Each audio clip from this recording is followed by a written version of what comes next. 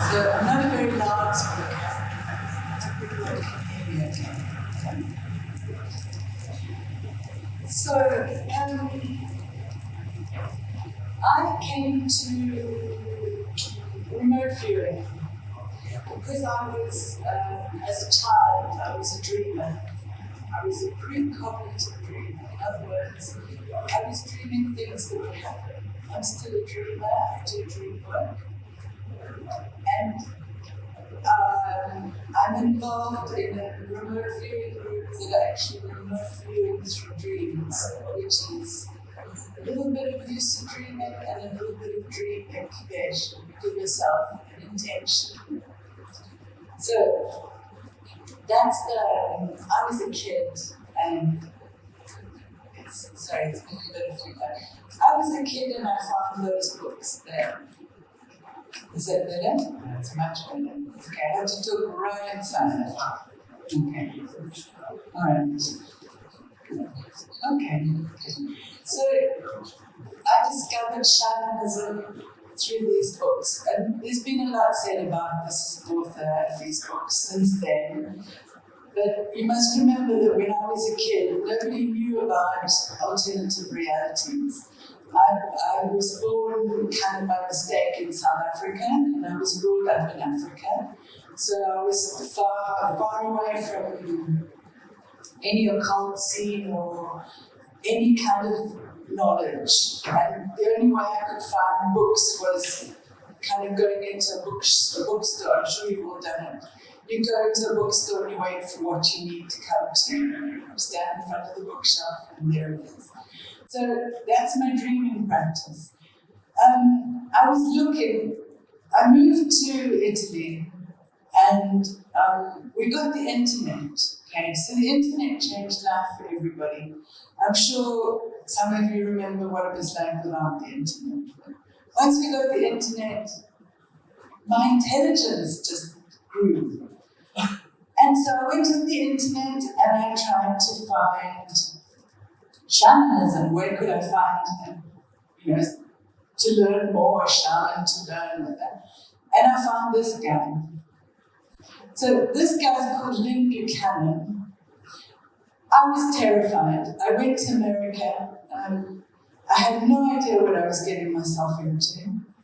This guy was one of the CIA's remote viewers. So in the 70s, the Americans found out that the Russians were doing psychic experiments behind the Iron Curtain. There is a book about that, psychic experiments behind the Iron Curtain. The Russians were doing fabulous things. They were having women give birth at the sea with dolphins, and then testing the babies, and the children were more intelligent. So they really were, they're far ahead of us. They really are amazing. So when the CIA found that out, they said, oh, well then we can do it too. So they were in the late 50s, they had heard that in Mexico, the shamans were using some kind of substance that increased psychic possibilities. Now we know what those are. That was Maria Saba, and those were mushrooms. And how did they manage to make that link? They were using psychics. They found the American military and the CIA actually found psychics, and they asked them to do channeling. And eventually, the first trip they made to Mexico, they went in the wrong season. So they came back with empty hands. The next trip, they had different psychics channel it. The next trip, they found the mushrooms. So they knew there was something to it. So they started collecting psychics. Now, Lyn Buchanan, I don't know if anybody recognizes the scene from that film. It's quite a while ago. It's called Men Who Stare at Goats. In that picture, that's Lyn killing a goat with his mind. So Lyn says, everything in the film is true except for the goat. He didn't kill a goat. So Lyn was found, he was in intelligence already, he was a linguist, and he was, during the Cold War, he was working in Germany. One of his colleagues did something not nice to him when he was about to give a presentation. So he had all the top generals, all the military brass, and the colleague who was jealous of him did something so that his presentation didn't work. And he told Lyn that he'd done it. And Lyn got really, really angry. And he did something that we call now PK, psychokinesis. He got so angry that he blew the computer. He blew their computer system, and they later found out that he'd blown all the Russian system for one day. The whole of the European computer systems on both sides of the Cold War were out because of Lyn's anger. General Stubblebine, one of the top brass, setting up the program, called him in. He said, "I need to see you." And Lyn went in he thought, okay, he's going to be in debt for the rest of his life once he admits to it. And so he said to him, "So, Lyn, did you break my computer?" He said, "Yeah, I'm sorry, I didn't do it on purpose." And he said, "Good, you're the person for me." So they collected little groups of people like that, and they set up experiments, what they call scientific experiments. So that was all the men doing science, okay? But we know, because we're all magicians, we know that we all have that innate skill, we all have that power, and they are very important, and they have been in our culture since forever. People who can do divination, people who can channel. This is one of the most famous, it's the Oracle in Delphi. I'm sure everybody's heard of it. She's a high priestess, and the Oracle of Delphi actually was an important figure in Greek society for 2,000 years. 2,000 years. Generations of women were priestesses doing remote viewing. She was divining. Okay, in the painting, you can see what it was. It was over a volcano where vapors came up. So she would take a tray and breathe the vapors, fall back into a semi-trance, and divine, but proper, intelligent answers, not like Nostradamus that you can interpret in any which way. She would give people answers for 2,000 years. So she was using ethogens, and she was also properly going out there and getting answers to questions.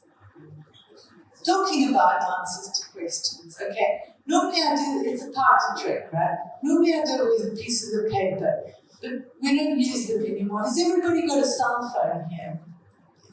Can you write in your cell phone? Is there some place that you can actually write? So what I want you to do is, you know the Chinese fortune cookies?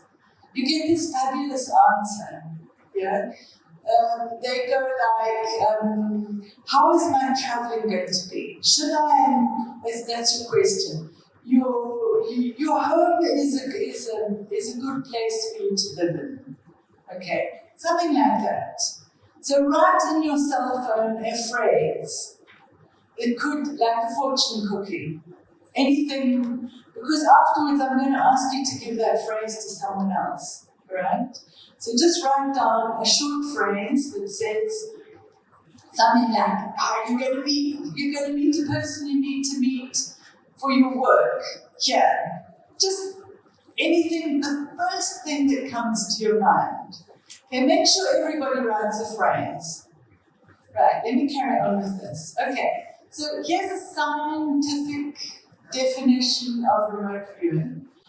It's a mental ability whereby a person can describe a place, a person, a life form, a structure, an object at a distance. So you can describe what you can't see physically in front of you. You can perceive it. So you're not going to go and say, upstairs there's a big round red ball. You're going to say, in some of the other rooms that I haven't seen in this place, there's something red, soft, round. okay? And when I go upstairs, it might be a red velvet chair rather than a big red beach ball, okay? But my mind has given me the perceptions at the distance. And from those perceptions, it's enough to understand what's there. There could just only be black blocks. So the history is, it was developed by the military. They were using it for spying during the Cold War. That's what they wanted. The Russians were doing hypnosis at a distance. The Americans were doing this. It was specifically geared for going to look, which is why it's called remote viewing and not perception. It should be remote perception. That's what we use it for. Okay, so there was spying. All right. This book here is Phenomena.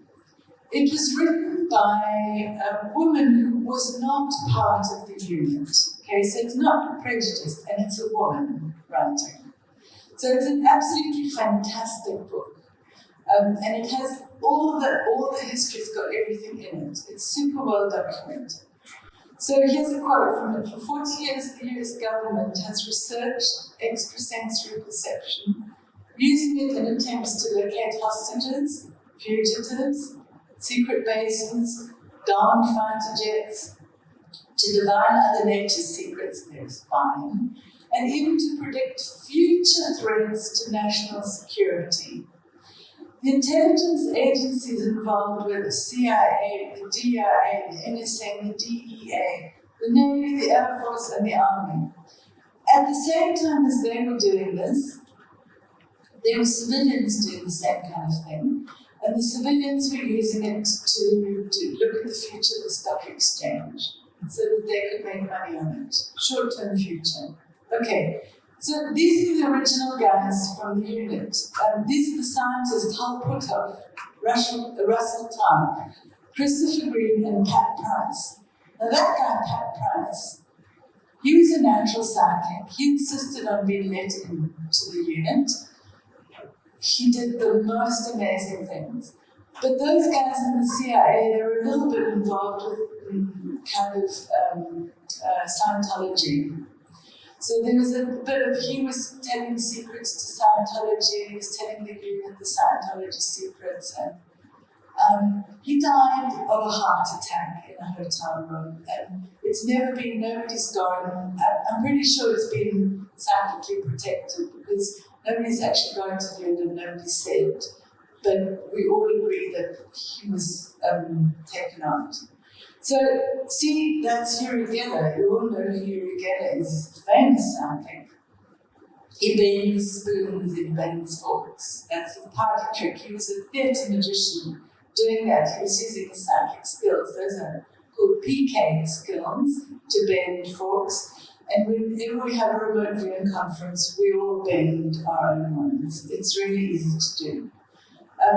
So I'm showing you Uri Geller to show you that the intelligence services have always used psychics. Even our own Uncle Al was part of the British military. He was working for the British military too. So they've never had any problems whether you're a magician or they just take people with skills. There's Pat Price, okay? The drawing there, that's his drawing, okay? That's his drawing while he was remote viewing. He didn't know what he was remote viewing. He drew a gantry, that's called a gantry. He drew a gantry. That's the satellite picture of the gantry. It's near perfect. It was a gantry in a Russian military zone where they were building fighter jets or something. But with his mind, he went to spy that. It's an incredible example. Not all of the viewers are such good drawers. Pat was exceptional. And in fact, he's not around to tell the tale. Okay, there's another psychic. The whole of the military remote viewing, it's called CRV, Controlled Remote Viewing. It's based on Ingo Swan's research. So Ingo Swan was an artist. And he needed money to pay for his doing art. You know, being an artist is expensive. So he would set himself he would give his services, hourly services to the American Psychical Research. And then when they started forming the research, the SRI research organization, they took Ingo with them. And then Ingo worked for a while in the actual military intelligence, and then it went back. There's a whole lot of passages from one. It started off as Project Scanate, and then it became Project Stargate. So when we were all watching those films like The Stargate, and what's the other one? Minority Report. Yeah, Minority. It's before a lot of your time, but they were dreamers. They were psychic dreamers viewing the future. All of that stuff that we see in Hollywood, it's based on the truth. So there's Ingo. He was a prolific writer. He wrote so much stuff. He did the structure of this remote viewing.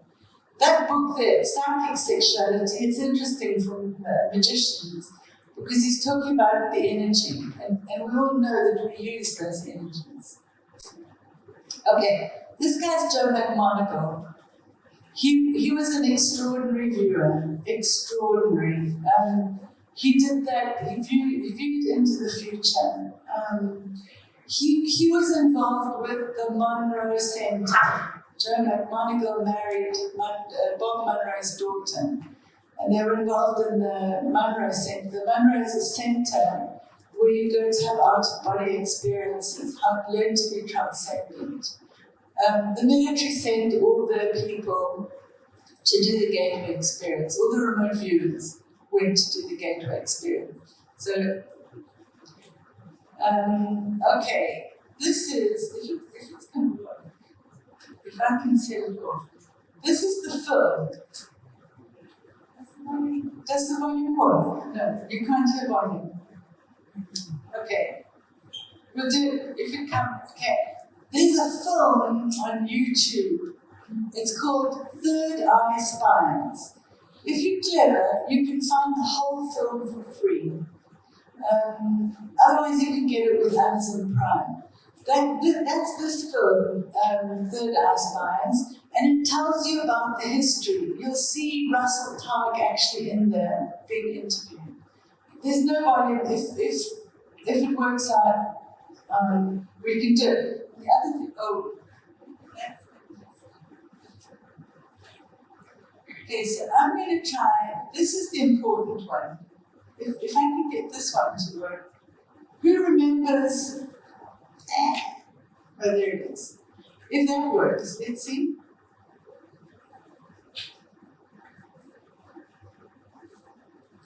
Is it going?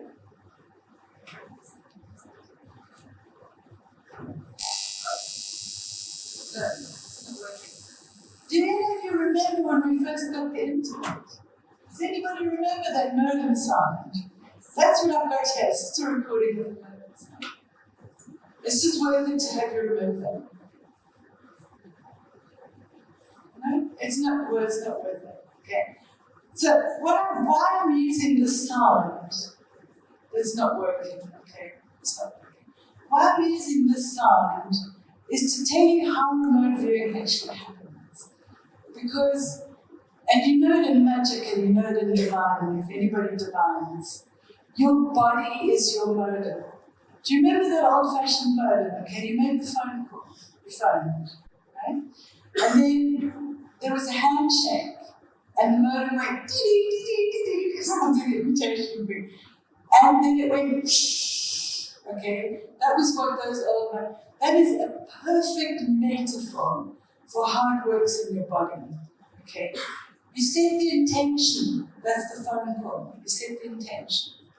You go out into the ether, whatever it is, it doesn't matter what it is. You just know that you're using whatever it is that you have to go out and collect information. The moment you make the handshake, that's when you start downloading information. Okay? So you get a small aperture first, that sound there, and then the more information you were able to download, remember those really slow sounds? You couldn't have pictures or anything like that. So you could download the picture, it would start coming. That is how it works. That's how divination or remote viewing works through you, through your body. It's your subconscious. Your subconscious is more than you are. Your subconscious is connected to your body. That's why you can do something like Family Constellations, because you're channeling other people. That's why you do things, you do unconscious behavior, because in your DNA, you've got your ancestors' behavior. Okay? So our bodies are the most incredible modes. They can do unbelievable things. But that's how you do remote viewing. You set the intention. In other words, when I'm remote viewing, it's somebody gives me a number. Okay? I do, and let's see if I can get it. I do an ideogram. That's like my root language for my subconscious. Okay? It's a language that I've learned. I just asked my subconscious, how would you portray land? How do you portray land? And I get the line. If I ask all of you to do what land is, I'm very likely to have you all draw a very similar gestalt. That's a gestalt. Okay, it's landiness. It's not a mountain, or it's the gestalt of land, the essence of land. The same with water, you're going to draw a curve. Those are the most basic gestalts, and with those, you can describe any kind of anything that anybody's asking you to go and view. All right, I have 4 minutes left, is that right? Okay, so there's an example, that's my own remote viewing. They asked me to go and view a crop circle. Now, I wasn't told, they didn't say, go and view a crop circle and tell me why it's there. They gave me a number.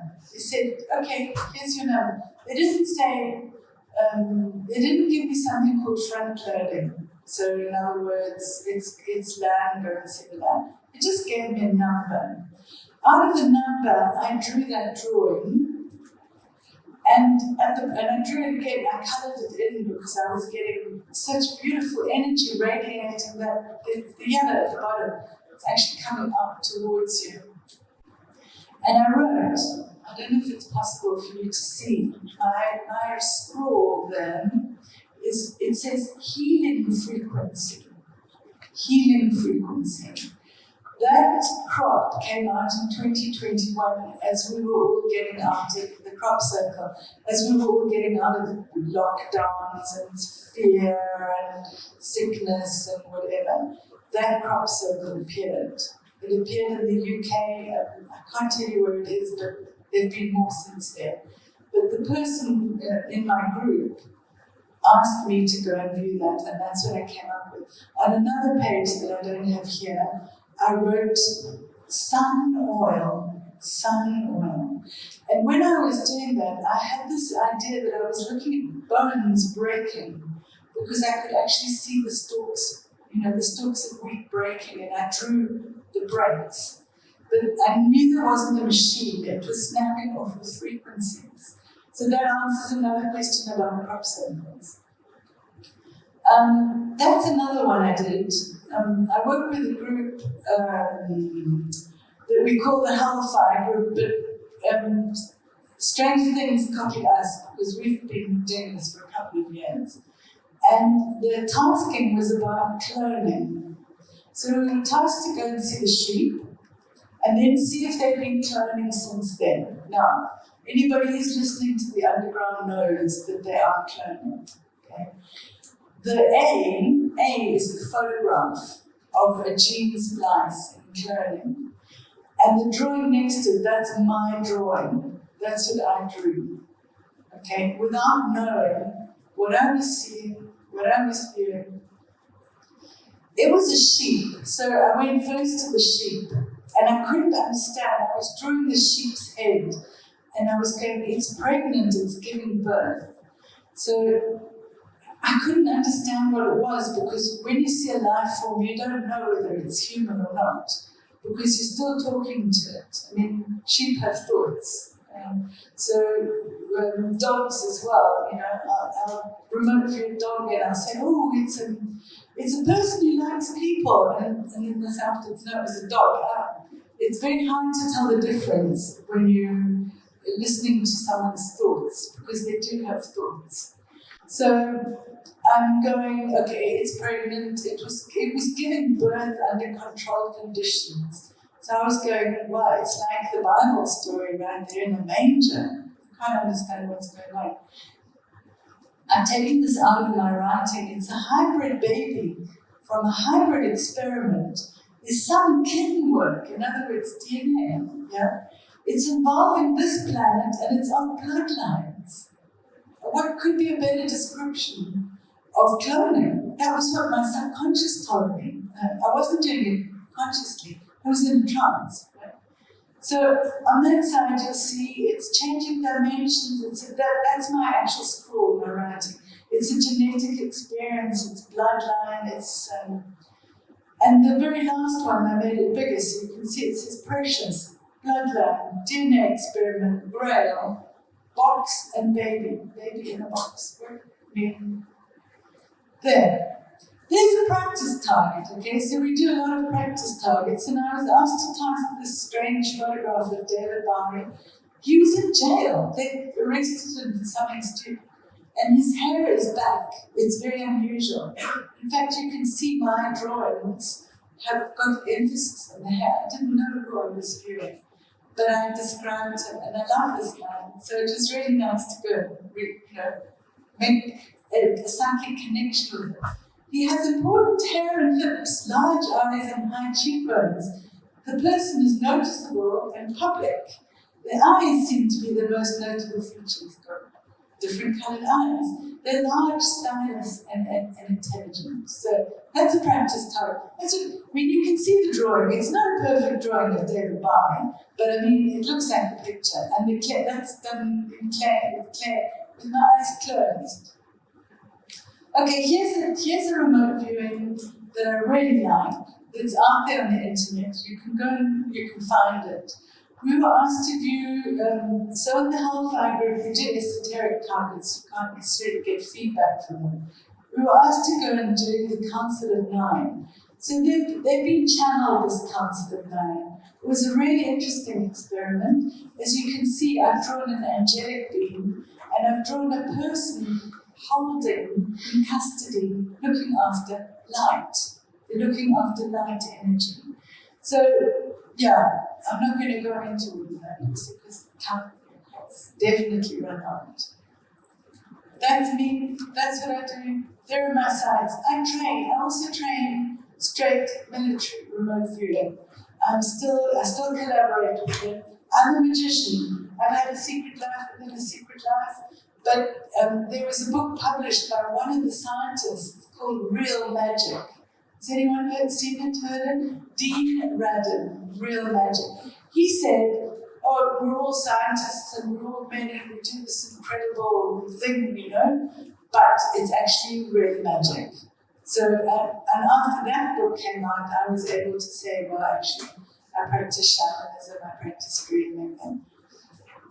So, there I am. If anybody has questions, come and find me.